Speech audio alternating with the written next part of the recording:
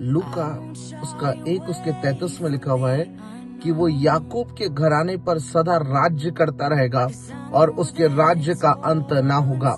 फिर जब आप बाइबल में याकूब के बारे में पढ़े तो हम बाइबल में याकूब के बारे में जब आप पढ़ते हैं तो उसके नाम के आगे धोखेबाज शब्द का यूज होता है, उसे लोग धोखा देने वाला कहते हैं। लेकिन परमेश्वर का वचन एक बात को बताता है कि जब याकूब अपने भाई के पास से सारे अपनी आशीषों को लेकर के भाग गया, सारे लोगों ने कहा कि याकूब धोखेबाज है, लेकिन परमेश्वर का वचन कहता है कि याकूब अपने परमेश्वर के साथ में चलने लगा, याकूब अपने परमेश्वर के प्रेजेंस के अंदर में चलने लगा। और एक ऐसा समय आया याकूब के जीवन के अंदर में कि एक दिन उसका भाई उसे मारने के लिए अपनी पूरी सेना के साथ में आ रहा था। वो सैनिकों को लेकर के याकूब से मिलने के लिए आ रहा था और याकूब इस बात को जानता था कि मेरा भाई एसाव मुझे मारने के लिए आ रहा है, लेकिन बाइबल कहती है कि इससे पहले वो अपने भाई से मुलाकात करता। परमेश्वर का वचन कहता है कि वो परमेश्वर की उपस्थिति में गया और वो परमेश्वर की उपस्थिति में जाकर के बैठ गया और वो प्रार्थना करने लगा।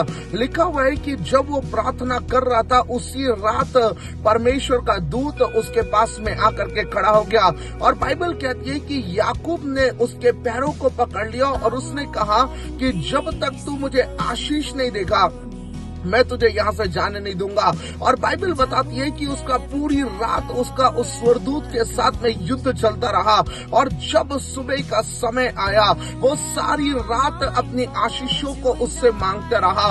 वो उसके जीवन के अंदर में सारी रात अपनी ब्लेसिंग्स को मांगता रहा और सुबह वो स्वर्गदूत कहता है कि आज से तेरा नाम याकूब नहीं होगा लेकिन आज से तेरा नाम इज़राइल होगा। और देखिए जब उसे पता था कि मेरा भाई मुझे नाश करने को आ रहा है, लेकिन परमेश्वर का वचन कहता है कि जब वो अगली सुबह अपने भाई से मिला उसके भाई ने उसे अपने गले से लगा लिया। मित्रों मैं आपसे एक बात को कहना चाहता हूँ कि आपके जीवन के अंदर में आपकी परिस्थितियां कैसी भी भयानक क्यों ना हो, लेकिन यदि आप अपने सबसे कठिन समय में आप अपने परमेश्वर की उपस्थिति में चले जाते हैं, परमेश्वर आपके जीवन के अंदर से सारी चीजों को बदल देता है। और इसलिए परमेश्वर उस याकूब से कहता है कि तेरे राज्य का अंत ना होगा और वो सदा बना रहेगा। मेरे पे उसका भाई तो उसे नाश करना चाहता था, लेकिन जब वो परमेश्वर की उपस्थिति में गया वो सारे प्लान्स जो उसके भाई ने उसके विरोध में बनाया था परमेश्वर ने कैंसिल कर दिया और परमेश्वर का फेवर उसके जीवन के ऊपर में आ गया।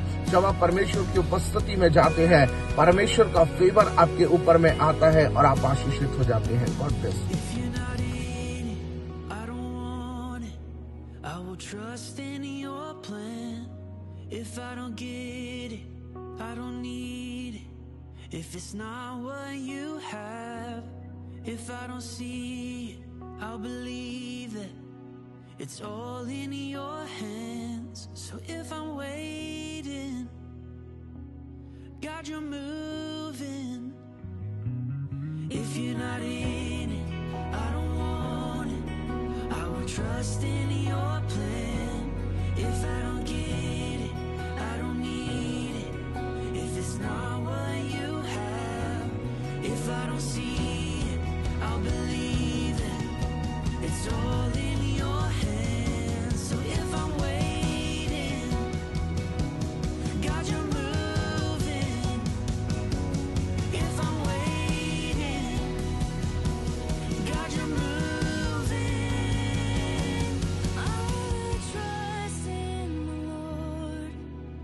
Everything I have, I will bring them all my praise.